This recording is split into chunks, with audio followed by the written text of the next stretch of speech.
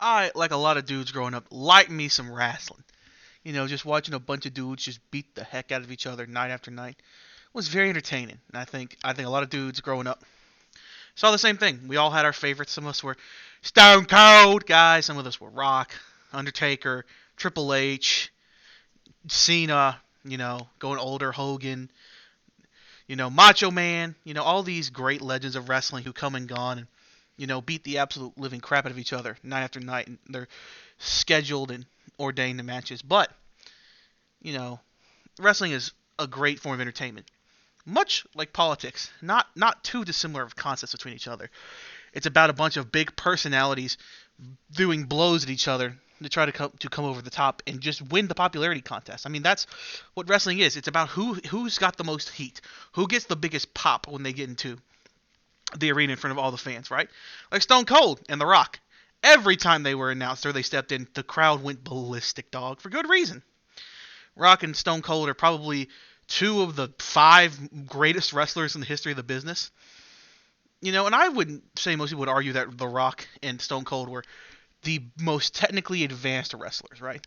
They were big personalities and they were able to, get over with the crowd because of their charisma and their ability to play their roles correctly. And I think, there's a lot of guys in that era and eras now who are much more sufficient wrestlers, like, Gunther, the current world champion.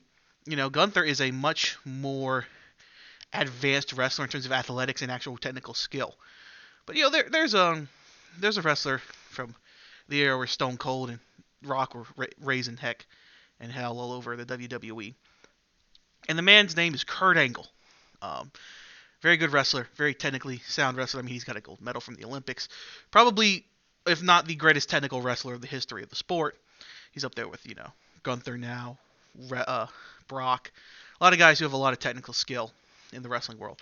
But Kurt's probably the greatest out of all those guys in terms of what he was able to do in the ring.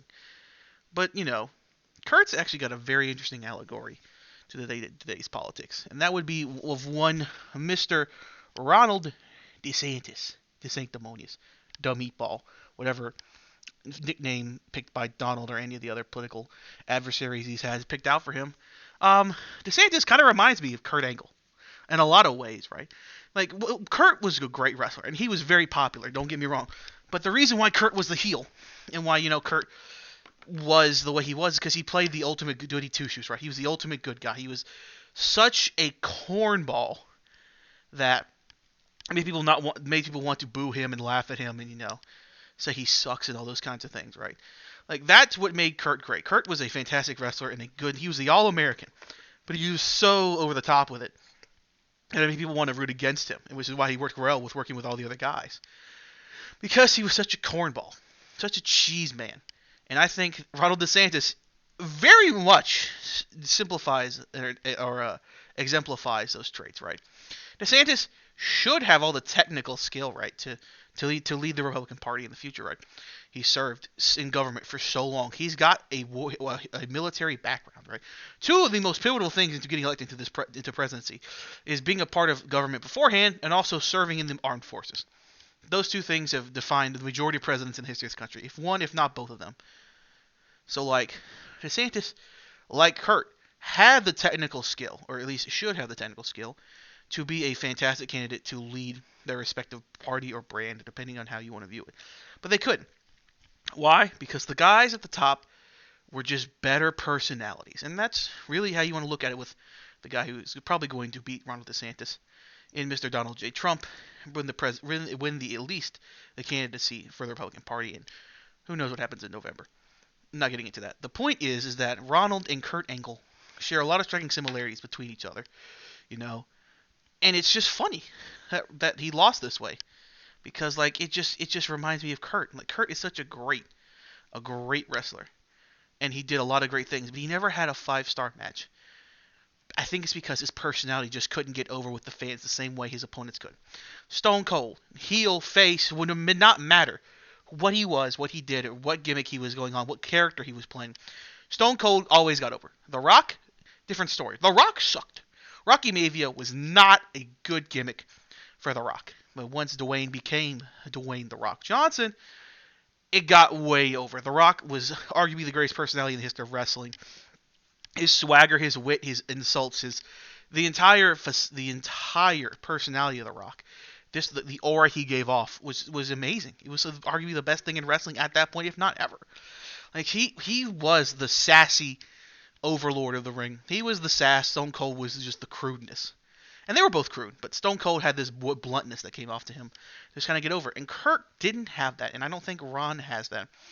Ron can try to emulate the personality traits and the like hand motions and the mannerisms of Donald, but he couldn't be him because Ron does not have the charisma or the personality to be that guy. Donald has that naturally. Donald has that natural charisma like The Rock or Stone Cold that just got him over with fans. That got him over with his followers, and that become such devoted fans of his. Stone Cold and The Rock have fans to this day that talk about him, that will listen to them, that support them. Kurt Angle, and I love Kurt, not really been relevant the past few years outside of the meme that came out a few weeks ago, right? Or at least a month ago, somewhere around that time period. Like Kurt's great, and Kurt does talk shows, and Kurt talks, but Kurt is just not the same caliber of star that The Rock or Stone Cold is, and the same thing happens with Desantis.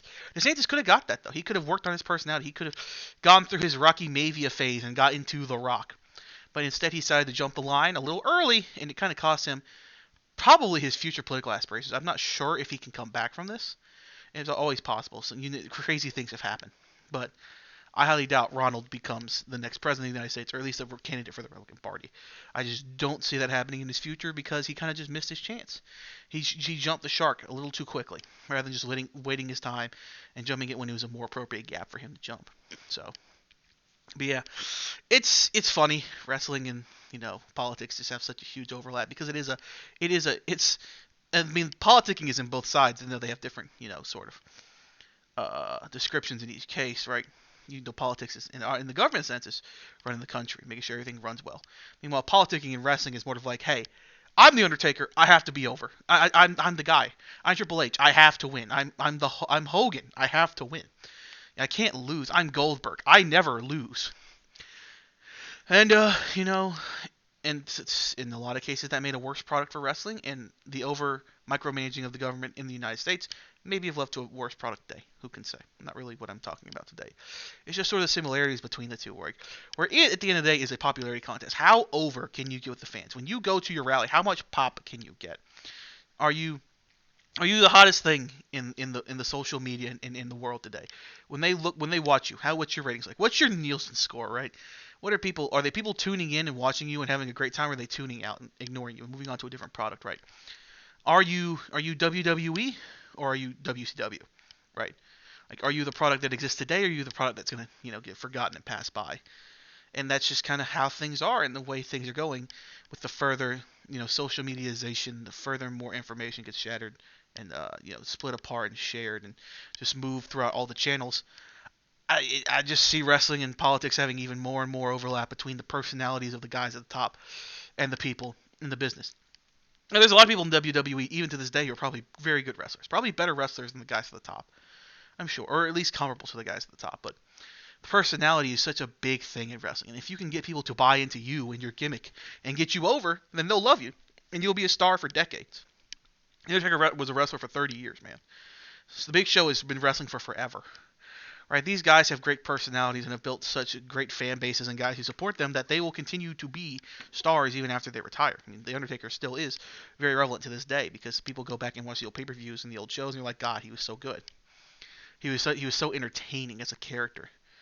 And we'll have to see what politics happens because like a lot of guys get talked about when they're done. Some guys don't. Like when DeSantis is no longer governor. Can he still keep that pop going? Can he still get people engaged? Can he still get people to support him and get him into his presidency? We will have to see. You never know. I would like to think he would be able to keep his career going because I'm just interested to see how he responds. But some guys just crumble under the pressure, and once they lose their shot, they lose it for good. We will see how it goes. Very interested to see how this all plays out. It's just interesting to see who the next WWE superstar of the political landscape is after Donald and Joe have their final bout for control of the country for the next 4 seasons. And by the way, obviously, for those who do not know and who are not initiated, the greatest wrestler, and at least my personal favorite, is Kane. That first part's not true, the second one is. He is definitely not the greatest wrestler. That is Stone Cold. And probably The Rock too, probably a close second, and then probably Hogan, and then probably Cena, and there's probably a lot of guys from way back earlier on in wrestling that are probably up there too, but I didn't watch. I haven't seen those guys, so I can't continue. Steiner's probably in my top. This last guy in my top five. Steiner such a good promos man. But yeah, ciao.